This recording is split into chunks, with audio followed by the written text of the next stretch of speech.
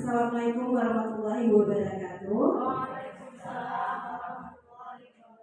Alhamdulillahirabbil alamin wassalatu wassalamu ala asyrofil anbiya'i wal mursalin wa ala alihi washabbihi ajmain.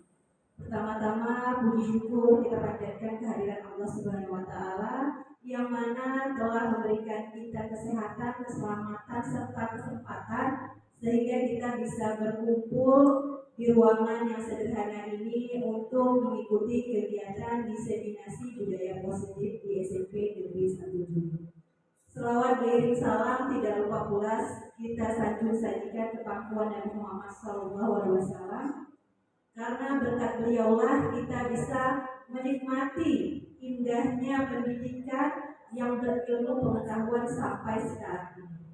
Penghormatan saya kepada Bapak Kepala Sekolah karena telah memberikan kesempatan kepada saya untuk bisa memberikan atau mensosialisasikan tentang budaya positif kepada Bapak Ibu yang ada di SMP Negeri 1 Juli. Kemudian penghormatan saya kepada Ibu Mutia selaku wakil kurikulum yang telah memberikan peluangan waktu agar kita bisa mengikuti kegiatan ini.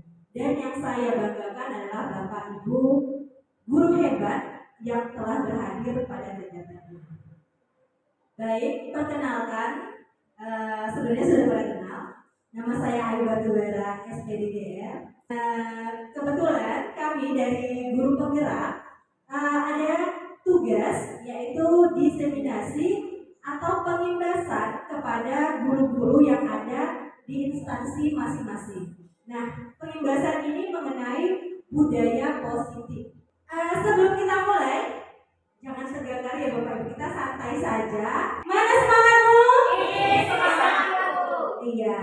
Nah, jadi Bapak Ibu, kita selaku guru harus memiliki power lebih dari anak-anak untuk kita lebih semangat. Karena kalau gurunya nggak semangat, gimana muridnya akan semangat? Seperti itu ya Ibu, Bapak Ibu. Maka dari itu saya punya moto bahwasanya guru tetap belajar walau sudah mengajar. Jadi walaupun kita sudah mengajar, kita punya gelar segala macam, tapi kita harus tetap mengupgrade ilmu yang kita miliki untuk bisa mengikuti perkembangan zaman. Ya. Baik Bapak Ibu, mungkin itu hanya sekedar intermezzo untuk kita lanjut ke materi. Nah, di sini adalah budaya positif yang harus kita terapkan di sekolah kita. Berhubung kita sudah mulai mengikuti kegiatan IKM, implementasi kurikulum merdeka, maka budaya positif ini salah satu yang ada di kurikulum merdeka seperti itu. Nah, ini merupakan alur modul. Ya, yang pertama filosofi Ki Hajar Dewantara. Jadi kita harus memahami dulu apa filosofi Ki Hajar Dewantara, di mana kita sebagai guru tugasnya adalah menuntun murid untuk mencapai kebahagiaan dan keselamatan yang setinggi-tingginya. Nah, kemudian kita sebagai guru juga harus memiliki nilai dan peran. Nilai apa saja? Kemudian ada visi guru penggerak atau visi guru. Jadi kita sebagai guru juga harus punya visi, harus punya tujuan arah mana yang nantinya harus bisa kita capai. Dan yang terakhir adalah budaya positif. Nah, ini merupakan latar belakang dalam rangka menumbuhkan dan menerapkan budaya positif pada murid sekolah, sehingga menciptakan lingkungan pendidikan di sekolah yang kondusif. Maka perlu diterapkan budaya positif yang dilaksanakan oleh guru, murid, dan seluruh warga yang ada di sekolah. Jadi tidak hanya oleh guru, murid, tapi harus semua ikut berpartisipasi, berkolaborasi, termasuk orang tua dan komite. Tujuannya untuk apa? Terwujudnya murid yang memiliki budi pekerti yang baik dengan menerapkan budaya positif di kelas ataupun di sekolah, sehingga mereka merasa aman dan nyaman, sehingga mereka bisa mandiri dan bertanggung jawab terhadap apa yang dia lakukan. Jadi tugas kita itu tadi seperti saya katakan, menuntun. Seperti filosofi Bapak Pendidikan Indonesia. Ini filosofinya menurut Ki Hajar Dewantara, pendidikan adalah menuntun segala kodrat yang ada pada anak agar mereka mencapai keselamatan dan kebahagiaan yang setinggi sebagai manusia maupun sebagai masyarakat. Jadi tugas kita adalah menuntun, bukan memaksakan. Kalau mungkin di kurikulum yang lalu kita harus anak itu harus sesuai dengan apa yang kita mau. Tapi di kurikulum Merdeka ini kita menghamba pada anak. Ya, kita harus bisa menuntun maunya anak seperti apa, bakatnya mereka itu seperti apa, kemampuannya seperti apa. Jadi kita tidak bisa memaksakan anak harus bisa dan harus semua sama rata, nggak bisa. Seperti itu. Karena ibaratnya seperti filosofi KHD, ketika kita ini ibarat petani yang menanam benih. Jika kita tanam benih jagung, maka yang tumbuh akan pohon jagung. Misalnya yang kita tanam adalah pohon padi, bulir padi, maka yang tumbuh juga padi.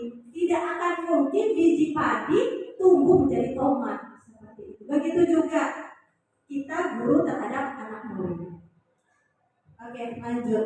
Nah, ini ada materi inti dari budaya positif. Yang pertama, perubahan paradigma pembelajaran. Yang kedua, disiplin positif, teori motivasi, hukuman, konsekuensi, dan restitusi. Yang keempat, kebutuhan dasar manusia. 5, keyakinan kelas, posisi kontrol guru, dan segitiga restitusi. Nah, kita di sini, ibu-ibu, sebagai seorang guru, kita harus bisa memiliki ketujuh ini. Ya, ini sebenarnya materinya sangat luas, tapi harus kita padatkan dalam waktu 1,5 jam. Next, ini perubahan paradigma. Nah, merupakan pergeseran dari stimulus respon menjadi teori kontrol. Nah, kalau dulu kita memberikan stimulus rangsangan kepada anak, maka anak merespon. Kalau sekarang tidak lagi. Pembelajaran dirancang berdasarkan prinsip pembelajaran yang berpihak pada murid dan berdiferensiasi. Jadi kita harus bisa berkolaborasi, menerima perbedaan seperti itu. Oke, lanjut. Nah, yang kedua adalah disiplin positif. Merupakan pendekatan untuk mendidik murid yang bertujuan untuk membentuk kontrol diri dan meningkatkan kepercayaan diri sehingga mereka bisa berperilaku dengan berpedoman kepada nilai-nilai kebajikan yang universal. Ini maksudnya nilai kebajikan universal adalah nilai-nilai umum. Mereka punya tanggung jawab, tidak hanya secara spesifik, tapi secara umum. Jadi anak-anak di sini dituntut agar pemikirannya lebih berkembang. Seperti itu. Nah, yang ketiga adalah teori motivasi. Setiap perilaku tindakan yang salah pasti ada motifnya yang mendasar. Ya, jadi ketika anak-anak, ini ceritanya ke anak-anak nih. Ketika anak-anak buat salah, pasti ada alasannya. Ya nggak, Bapak? Ya nggak, Bu? Ya kan? Pasti ada alasannya. Misalnya anak telat, pasti ada alasannya. Nah, alasannya ini yang pertama untuk menghindari ketidaknyamanan atau hukuman.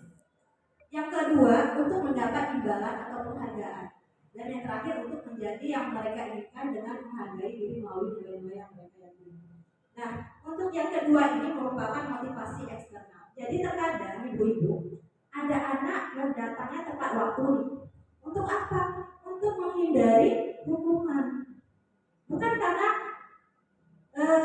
kesadaran dari dirinya, tapi karena takut dihukum, karena nanti dipindah pasti disuruh kutip sampah misalnya, seperti itu. Atau yang kedua untuk mendapat imbalan atau penghargaan. Anak ini ingin misalnya aktif di kelas, aku harus aktif biar aku dapat apresiasi dari guru, biar dapat pujian, seperti itu. Nah, yang kita harapkan adalah motivasi internal, yaitu untuk menjadi yang mereka inginkan dengan menghargai diri melalui nilai-nilai yang mereka yakini. Nah, segala perbuatan yang dilakukan oleh murid itu memang bisa didasari oleh kemauan dirinya sendiri, seperti itu. Next, yang ini ada konsep diri disiplin. Nah, dari ketiga motif tadi, ya, akan membentuk respon bagi guru. Yang pertama, konsep disiplin gagal dan konsep disiplin sukses. Nah, ketika anak tadi membuat masalah nih, dari yang ketiga ini tadi, ini pasti guru akan merespon, ya enggak? Pasti ada respon guru ketika murid memberikan stimulus. Guru akan merespon dengan konsep identitas gagal dan sukses. Maksudnya seperti apa ini? Jadi kalau konsep identitas gagal itu ada hukuman dan penghargaan. Jadi ya kita guru-guru, ketika ada anak yang bermasalah, apa yang kita Seringnya nih, misalnya ada anak yang nggak buat tugas, apa yang kita lakukan? Memberi hukuman. Salah satu contohnya berdiri di depan kelas dengan sebelah kaki atau kutip sampah, ya kan? Itu sangat sering kita lakukan. Nah, ternyata ini sangat berdampak bagi psikologis anak dan ini merupakan identitas gagal, teman-teman. Ya, nah, dan kemudian selain hukuman ada penghargaan. Mungkin selama ini kita berpikir bahwasanya penghargaan itu adalah sebuah bentuk apresiasi yang kita lakukan untuk menumbuhkan motivasi anak. Begitu ya ibu-ibu. Jadi misalnya ada anak-anak yang paling aktif nih, kita kasih coklat nih, kita kasih reward atau kita kasih bintang. Lah ternyata penghargaan itu ternyata menghukum. Karena apa? Karena ini penghargaan ini tidak efektif. Karena apa? Anak-anak akan menjadi manja. Yang melakukan apapun karena pengen dapat penghargaan, dapat pujian, dapat hadiah seperti itu. Kemudian penghargaan merusak hubungan. Entah itu kita sadari atau tidak. Sebenarnya ketika di kelas nih, kita memberikan penghargaan kepada siswa yang paling pintar atau paling aktif nih. Abdullah misalnya. Abdullah, kamu hebat, kamu selalu aktif, selalu menjawab pertanyaan saya dengan benar. Saya kasih coklat nih misalnya. Terus menerus kita lakukan seperti itu. Ternyata ada anak lain yang menganggap bahwasanya ibu ini ternyata sayang, pilih kasih loh. Nah, itu ternyata seperti itu. Yang mungkin tujuan kita memberikan penghargaan ini untuk memotivasi anak yang lain biar lebih aktif. Nyatanya itu bisa merusak hubungan antar murid. Seperti itu. Yang ketiga, penghargaan mengurangi ketepatan. Jadi kenapa bisa mengurangi ketepatan? Anak-anak ini sudah terbiasa dapat penghargaan. Aku harus cepat-cepat siap dan dapat penghargaan. Jadi apa yang dilakukan itu sudah tidak tepat lagi. Begitu juga menurunkan kualitas dan kreativitas. Nah, jadi sebenarnya banyak sekali hal-hal yang kita lakukan ternyata ini termasuk identitas gagal sebagai guru. Nah, jadi yang identitas itu seperti apa? Adanya konsekuensi atau restitusi. Konsekuensi itu seperti apa kira-kira ibu? Konsekuensi. Tindakannya seperti apa?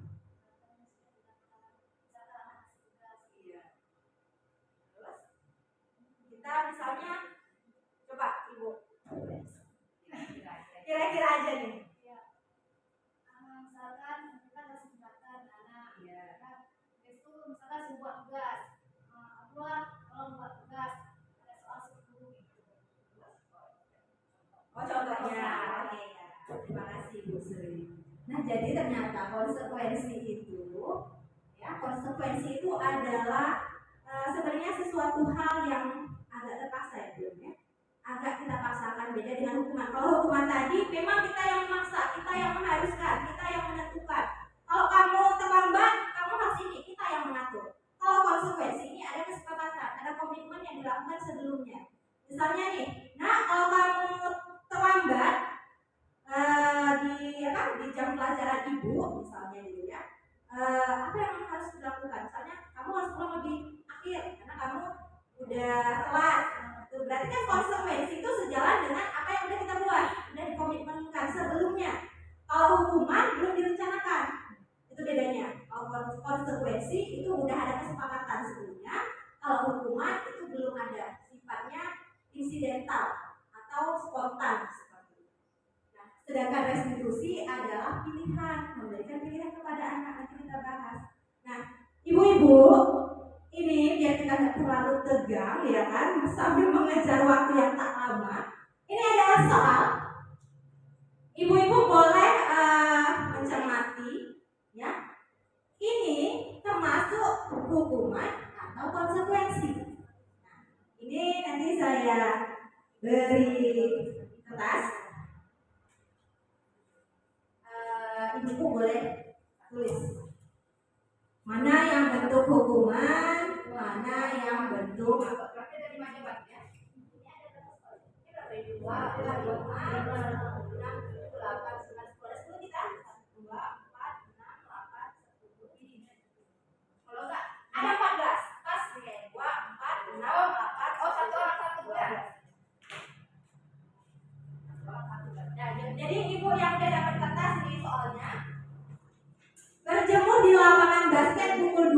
siang karena mengobrol dengan teman.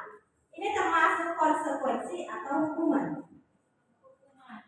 Dulu biar diisi sama. Berarti dari musara nomor 1, nomor 2 dan selanjutnya. Hukuman atau konsekuensi? Hukuman atau konsekuensi? Yang nomor 2, lari keliling lapangan basket 2 kali karena terlambat hadir di sekolah.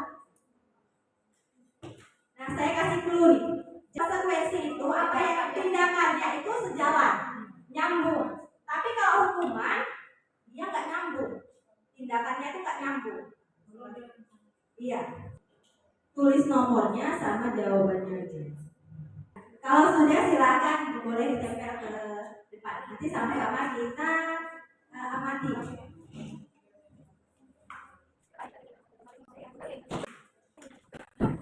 Konsekuensi.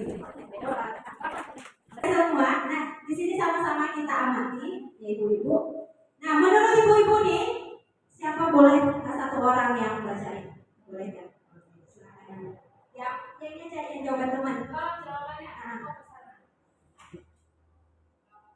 Nomor 1, mencatat 100 kali di dalam buku kalimat, saya tidak akan terlambat lagi karena terlambat ke sekolah. Apa jawaban ibu? Konsekuensi. Menurut ibu gimana? Hukuman atau konsekuensi? Siapa yang hukuman? Kenapa ibu bisa mengatakan konsekuensi? Oke. Ini kalau menurut ibu yang lain gimana? Hukuman atau konsekuensi? Mencatat 100 kali kalimat tidak akan terlambat karena dia telat. Iya. Jadi jawabannya sebenarnya hukuman. Kenapa? Karena nggak nyambung. Dia telat, kenapa disuruh catat? Seperti itu. Seperti yang saya katakan tadi, clue-nya harus nyambung. Tindakannya itu harus sejalan dengan apa yang dia buat. Oke, yang nomor 2, lari keliling lapangan basket 2 kali karena terlambat hadir. Coba Bu. Konsekuensi. Lari keliling lapangan basket 2 kali karena terlambat hadir. Kira-kira menurut ibu hukuman atau konsekuensi? Hukuman.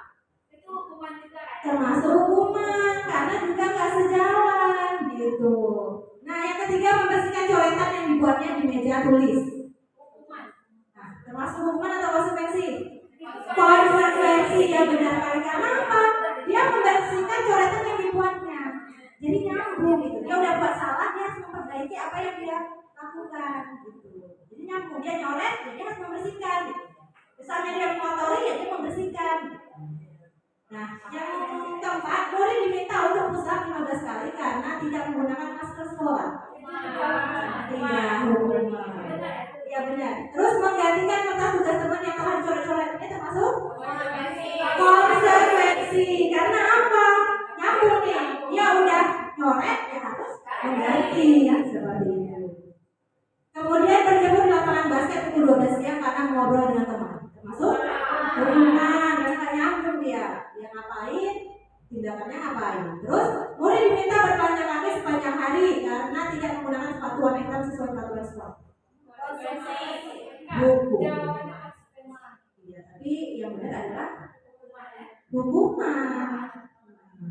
Ya. Kemudian berdiri di depan kelas sambil mengangkat kaki satu karena tidak bisa menjawab pertanyaan. Hukuman. Mudah-mudahan ini tidak pernah kita lakukan. Tidak boleh lagi. Nah, yang lanjut, membersihkan tumpahan air di meja tulis karena tersenggol pada saat belajar, termasuk konsekuensi. Kehilangan 10 menit jam istirahat untuk mengerjakan tugas karena terlambat datang dan tertinggal belajar, termasuk konsekuensi. Ya, berarti sudah mulai paham. Duduk di bangku di pinggir lapangan pada jam istirahat tidak diizinkan bermain oleh guru piket karena mencederai teman saat bermain di lapangan, termasuk hukuman. Terus terlambat hadir di pembelajaran daring 15 menit dan diminta untuk tinggal 15 menit sesudah kelas selesai, termasuk konsekuensi. Ini lari ke lapangan basket 2 kali karena terlambat 1 menit untuk pelajaran pejok. Konsekuensi. Karena apa? Kan pelajaran pejok itu ada yang ya nyambung ya. Membersihkan WC sekolah karena mematahkan pensil bawah termasuk. Nah, jadi sampai sini saya rasa ibu-ibu udah mulai paham ya, antara mana hukuman dan mana konsekuensi. Dan yang mana boleh yang kita lakukan Ibu? Konsekuensi yang boleh kita lakukan terhadap guru. Oke, lanjut.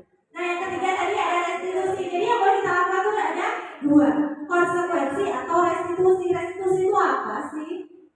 Merupakan proses menciptakan kondisi bagi murid untuk memperbaiki kesalahan mereka sehingga mereka bisa kembali pada kelompok mereka dengan karakter yang lebih kuat.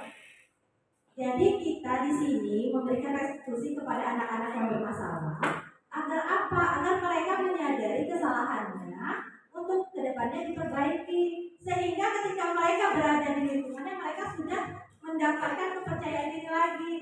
Bukan malah sebaliknya, ketika ada anak yang bermasalah nih, kita langsung menjudge dia, dasar kamu anak bandel, anak bodoh, selalu kamu buat masalah.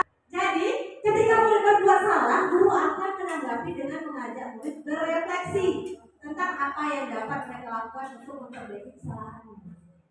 Ya, kita tidak memungkiri bahwasanya semua manusia itu pernah melakukan kesalahan.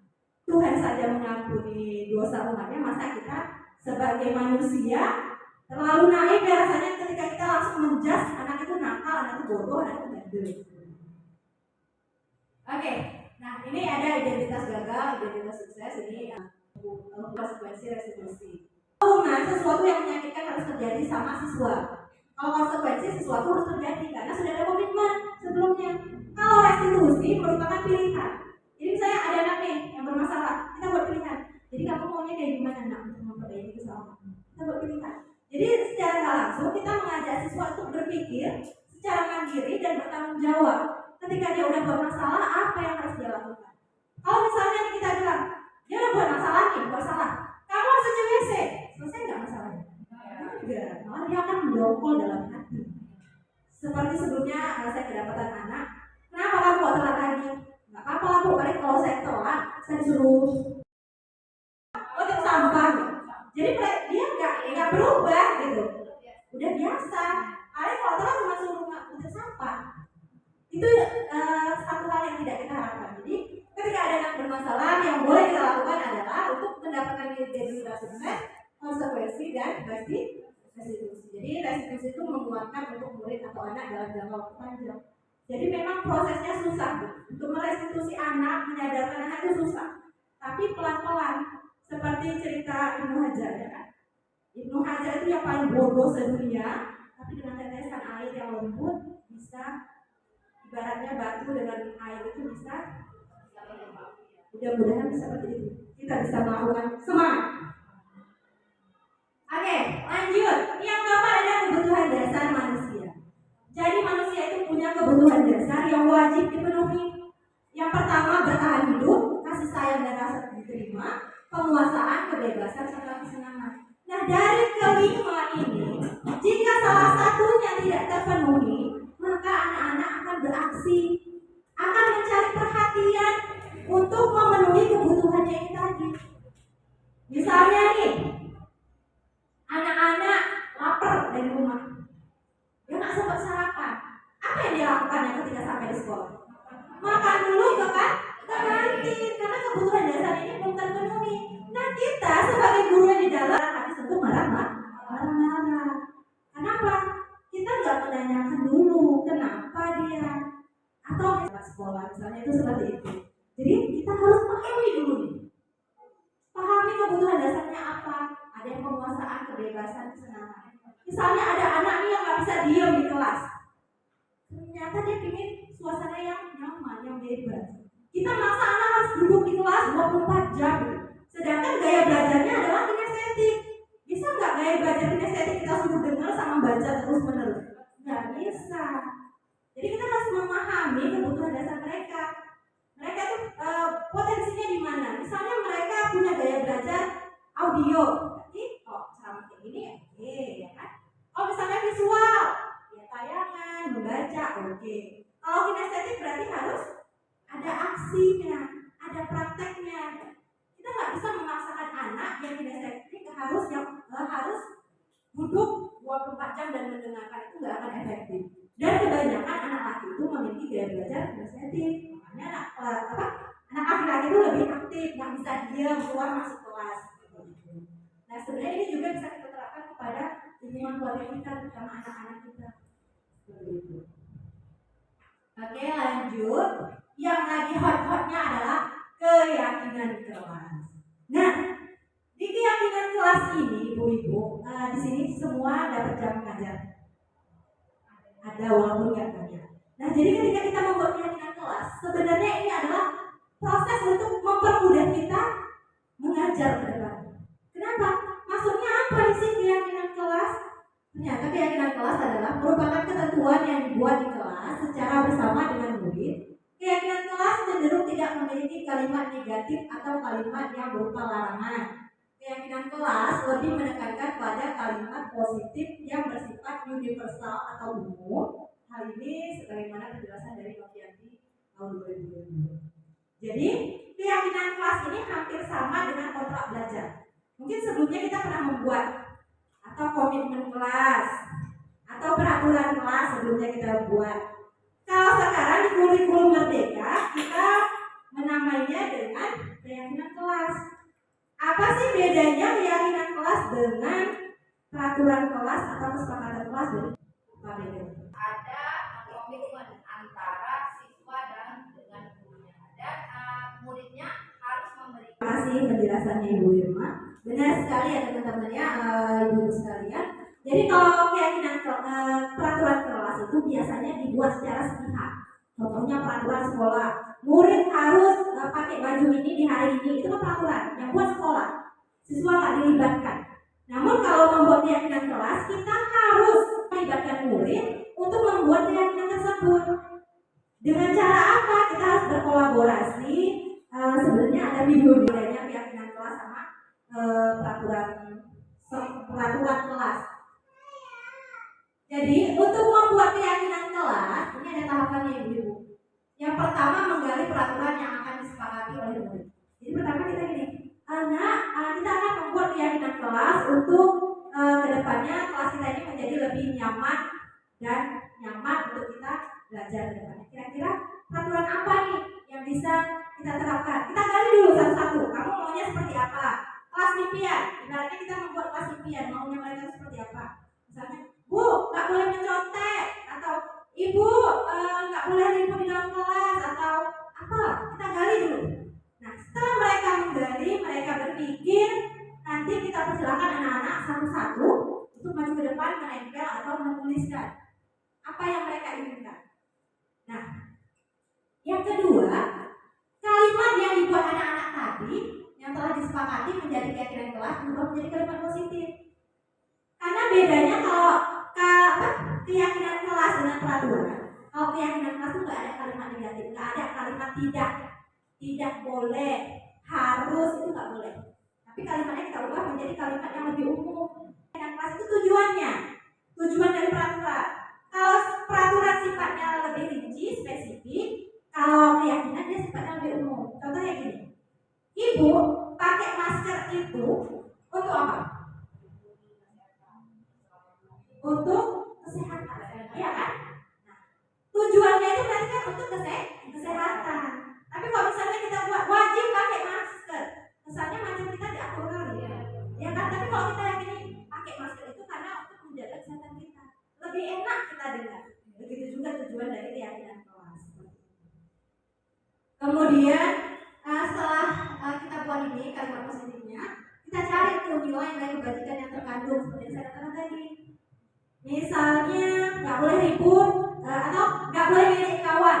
Tujuannya untuk apa? Untuk apa? Nggak boleh ngejek kawan berarti saling menghargai. Berarti nilai kebajikan itu tadi nilai secara umumnya. Kemudian nilai kebajikan itulah yang nantinya menjadi keyakinan kelas untuk disepakati. Nanti kalau udah terkumpul, udah dapat keyakinan kelasnya apa aja, nanti kita sepakati lagi, kita kuatkan lagi sama anak-anaknya. Ini kan udah kita buat secara bersama-sama, udah disetujui dan disepakati. Mudah-mudahan ini bisa berjalan kayak gitu. Setelah itu kita wajib mendokumentasikan dan tempel di kelas. Jadi nggak hanya secara lisan, tapi wajib kita tempel agar anak-anak ini secara langsung ini mau tiap hari. Kayak gitu. Oke, sampai sini ada yang mau ditanyakan Ibu? Sebelum kita lanjut, kira-kira paham masalah keyakinan kelas? Karena kan, walaupun kita tidak mengajari kelas 1, tapi Tapi ibu-ibu yang masuk kelas wajib ya, misalnya ibu ada masuk jam prakarya nih, walau cuma 2 jam, tapi ibu harus punya keyakinan kelas dengan anak-anak. Jadi untuk mempermudah ibu ketika mengajar, nanti kalau misalnya mereka lupa, kita ingatkan lagi keyakinan kelas apa yang udah kalian langgar. Cara penanganannya seperti apa, menggunakan restitusi lagi. Oke, kayaknya udah lelah juga ya. Mudah-mudahan setelah ice breaking kita semangat lagi. Oke, ibu-ibu, mana semangatmu? Oke, coba tangannya ke depan. Dua-dua, digerak-gerakkan, buka tutup, naik ke atas. Ya, sekarang diputar-putar, diputar-putar. Semakin kuat lagi, putar-putar. Semakin kuat lagi, semakin kuat lagi, semakin kuat terus. Semakin kuat, bayangkan sedang memutar roda. Udah putar-putar, ibu-ibu sekarang pegang hidungnya masing-masing. Iya, ibu-ibu, sejak kapan hidungnya pindah ke dahi, ibu-ibu? Nah, tadi bilang pegang hidungnya masing-masing. Ini malah pegang hidung tapi posisinya di dahi. Itu artinya kita sudah tidak konsentrasi. Oke, beri tepuk tangan dulu buat kita semua. Oke, kita lanjut lagi. Posisi kontrol guru. Nah, guru harus memiliki posisi kontrol. Posisi kontrol itu ada 5. Yang pertama sebagai penghukum, kedua pembuat merasa bersalah, teman, pemantau, manajer. Kira-kira ibu mana yang sering dilakukan? Boleh dikasih? Ya, tulis posisi kontrol mana yang sering ibu-ibu lakukan. Ini nggak usah tulis nama, jadi kita di sini saling terbuka. Nggak apa-apa, kita anggap saja hari ini mengakui kesalahan kita, bukan untuk ciri-cirinya anak-anak ada nggak tadi posisi kontrol yang posisi kontrolnya sebagai penghukum berarti kalau misalnya kamu nggak buat tugas, kamu jarang masuk, kamu sering telat, berdiri di depan kelas. Nah, kalau yang pembuat merasa bersalah gini, gara-gara kamu ya, asik kamu aja nih kok kawanmu tuh jadi terluka, gabut. Jadi kita nyalahin anak nih. Kalau yang teman, misalnya gini, nak, apa masalahnya nak? Tolonglah bantu ibu kerjakan tugasnya, biar tugasmu selesai. Ibu dampingi. Kita menganggap apa ya? Kita melakukan pendekatan seperti teman gitu loh. Atau yang pemantau, kita mantau aja. Kamu udah komitmen sama saya, kamu harus bagaimana? Terus kalau yang manajer itu sifatnya lebih ke apa namanya? Kita gabungan dari teman, pemantau. Kita manajer itu ibaratnya kita yang apa ya? Mengayomi anak tersebut. Gabungan dari pemantau sama manajer. Jadi pemantau sama teman. Nah, jadi dari kelima posisi kontrol ini, mana yang paling sering ibu-ibu lakukan? Kalau manajer itu dia harus menanyakan dulu apa alasan melakukan. Dia ada seperti minimal 3 ya. Minimal 3 posisi kontrol mana yang sering kita lakukan terhadap murid. Minimal 3, nggak usah tulis nama. Ya, kakak seputar kaki ya. Gitu juga nanti kita anak-anak di kelas. Anak-anak harus kita bawa aktif. Kita lakukan sebagai penghukum, kemudian sebagai teman juga banyak. Terus manajer ada beberapa dan pembuat merasa bersalah. Nah, jadi ibu-ibu, ternyata dari kelima posisi kontrol ini, yang paling baik adalah posisi kontrol ini. Karena saya tadi seharusnya sudah di ini. Nah, jadi posisi kontrol yang paling ideal adalah manajer. Manajer ini gabungan dari teman dan pemantau. Sedangkan kontrol penghukum, pembuat merasa bersalah itu merupakan identitas yang mungkin sebelumnya kita sering menghukum karena kita belum tahu. Hari ini kita sama-sama belajar. Mudah-mudahan kedepannya yang 2 ini kita hindari. Walaupun misalnya anak itu super duper pelan-pelan. Kenapa? Anak bandel biasanya, ini kalau secara psikologis BK, anak bandel itu pasti karena dia punya masalah. Entah itu broken home, secara ekonomi tidak terpenuhi, ya 5 kebutuhan dasar yang tadi. Tapi secara nggak langsung juga ibu-ibu nggak ngambil jurusan kuliah BK, tapi dengan ini sedikit banyaknya ibu sudah bisa mengatasi masalah anak-anak. Jadi misalnya ada masalah di kelas, ibu udah bisa nangani, nggak langsung lari ke BK, lari ke wali kelas. Jadi posisi kontrol terbaik adalah manajer. Oke, yang ketiga adalah segitiga restitusi. Apa itu segitiga restitusi? Merupakan kondisi bagi murid untuk memperbaiki kesalahan mereka sehingga mereka bisa kembali pada kelompok mereka dengan karakter yang lebih kuat. Dengan cara apa? Ada langkahnya. Nah, seperti ini langkah-langkah segitiga restitusi dalam kita menangani masalah anak. Jadi kalau ada anak yang bermasalah, ini bertujuan untuk kita bisa menangani siswa bermasalah. Karena kita nggak pungkiri di kelas ada, di piket ada jumpa, di kantin jumpa, di toilet umum juga jumpa anak bermasalah. Jadi ini ada caranya. Yang pertama adalah menstabilkan identitas. Kayak mana nih maksudnya? Nah, kita bisa memberikan penguatan pada anak. Misalnya kita bilang kayak gini, setiap orang pasti pernah buat salah. Gitu. Jangan langsung, oh memang kamu lagi, asik kamu aja. Sering. Atau misalnya guru lagi menangani siswa, nyambung guru yang samping-sampingnya, oh ini memang seperti itu, memang selalu langganan segala macam bla bla bla. Itu yang sering terjadi. Tapi kedepannya mudah-mudahan kita bisa melakukan ini yang segitiga restitusi. Kemudian boleh juga dengan kalimat, kamu bukan satu-satunya yang pernah melakukan ini. Jadi anak ini merasa dia dihargai. Kita boleh menggunakan kalimat ini. Kamu tentunya punya alasan mengapa melakukan ini. Atau bahasa santainya kita, kenapa nak kamu melakukan itu nak? Kira-kira ada cara lain nggak yang lebih bagus daripada kamu buat hal seperti itu?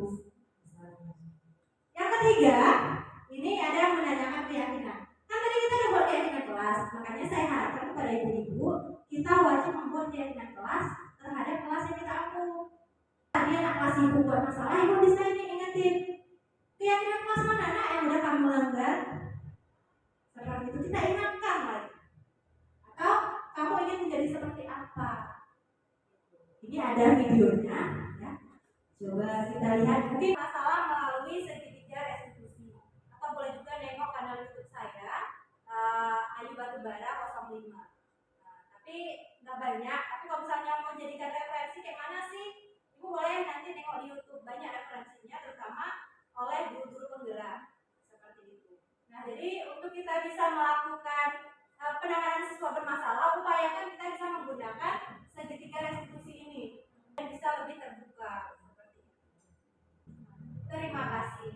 Jadi mungkin hanya ini yang bisa saya sampaikan. Materinya juga sudah habis, walaupun kita agak kejar-kejaran. Yang seharusnya hampir 1 bulan saya padatkan dalam waktu 1 jam. Yang seharusnya ada praktek, tapi saya berharap dengan saya melakukan teori kayak gini, ibu-ibu bisa ada gambaran lah ke depannya seperti apa. Dan mudah-mudahan juga dengan kita melakukan kegiatan ini, kita bisa benar-benar menjadi penuntun bagi murid seperti filosofi Ki Hajar Dewantara, di mana tugas guru adalah menuntun dan menumbuh kembangkan potensi yang ada pada anak. Bahwa setiap anak itu adalah berharga, setiap anak itu berbeda. Kita tidak bisa menamakan anak yang satu dengan anak yang lain. Baik Bapak, baik Ibu-ibu sekalian, terima kasih atas waktunya. Besar harapan saya, kita di sini sama-sama sebagai guru. Saya tidak bermaksud untuk menggurui ibu-ibu. Saya hanya sharing, memberi pengalaman yang sudah saya dapatkan. Mungkin saya tidak bisa bersedekah secara materi, namun saya memberikan apa yang saya punya, ilmu yang saya punya walau sedikit ini, semoga bisa menjadi amal jariah bagi saya dan bermanfaat bagi ibu-ibu sekalian. Mohon maaf bila ada kata-kata saya yang kurang berkenan menyinggung hati ibu-ibu sekalian. Tujuan saya hanya ingin kita sama-sama di sini maju bersama, bergerak bersama demi anak bangsa yang berkarakter, terutama khususnya untuk anak didik kita di SMP Negeri 1 Duli. Saya akhiri dengan billahi taufiq wal hidayah. Wassalamualaikum warahmatullahi wabarakatuh.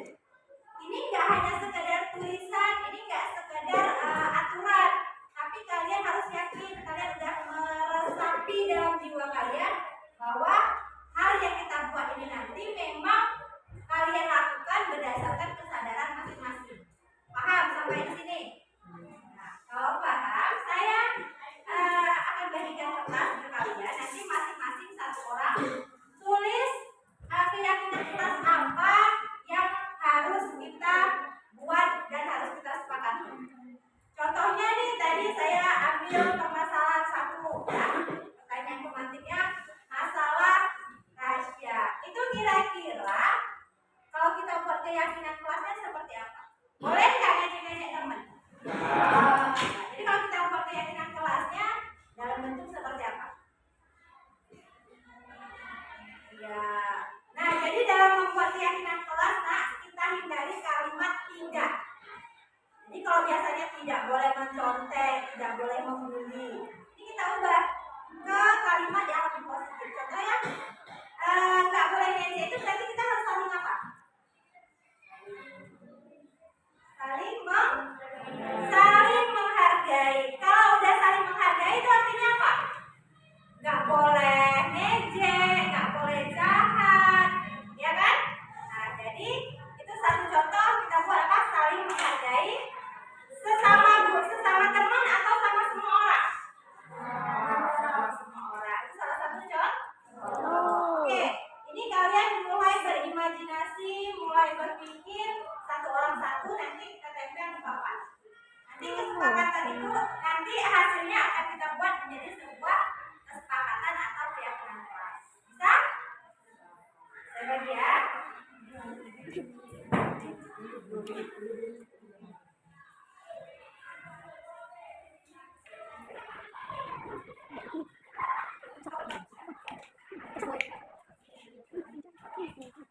Hal apa saja yang pengen kalian buat di kelas kalian agar suasana kelas itu menjadi aman, nyaman, dan kalian pun bisa bersemangat ketika berada di kelas dan di sekolah, ya? Pengen nggak punya suasana kelas yang menyenangkan dan aman? Pengen nggak? Terus apa lagi keinginan kalian itu nanti kalian buat, kalian tulis di kertas yang ada di kalian.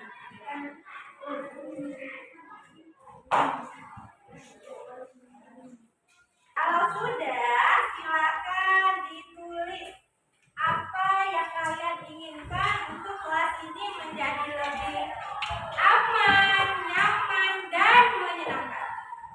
Ya, satu orang satu aja. Ayo silakan. Ya.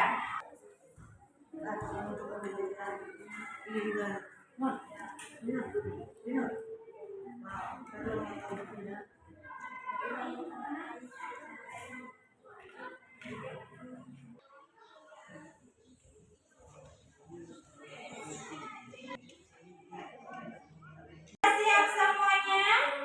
Sudah? Sudah. Kalau sudah silakan kita tempel. Sudah sini ya, tempelnya ya. Tempel. Silakan tempel. Kita siap? Kita siap. Yang udah siap tempel. Ayo. Wah, banget. Ya, Masya Allah. Bukannya Masya Allah.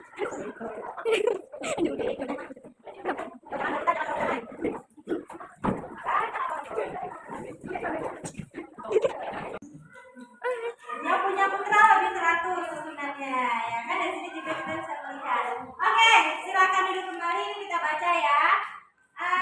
Yang pertama, menghargai kelas sebelah tanpa ribut jika kita sedang tidak mempunyai guru dan semua berteman dalam kelas tanpa bertengkar. Terus ada juga yang saling menghormati sesama, jangan saling membuli. Terus ada yang saling menghargai, belajar dengan semangat. Terus apa lagi? Masuk di situ datang tepat waktu, masuk tepat waktu, ya kan? Absensinya dikurangi, ya. Ini akan kita tulis dan kita tempelkan di kelas ini, ya. Dan ini menjadi sebuah keyakinan yang harus kalian percayai, maksudnya bukan keimanan, ya. Kalian memahami dan menyadari bahwa ini adalah perubahan yang harus kalian lakukan dari diri, bukan karena paksaan. Jadi nggak perlu harus diingat-ingatin lagi. Nanti kita tempel di kelas nih. Yang pertama apa? Saling menghargai, terus peduli, ada lagi nih belajar dengan semangat dan seterusnya. Ya, jadi tidak hanya dengan saya, tapi dengan seluruh guru yang masuk ke kelas ini juga harus kalian laksanakan. Bisa kira-kira? Oke, nah kalau gitu ini nanti akan saya ketik dan kita tempelkan di kelas. Mudah-mudahan keyakinan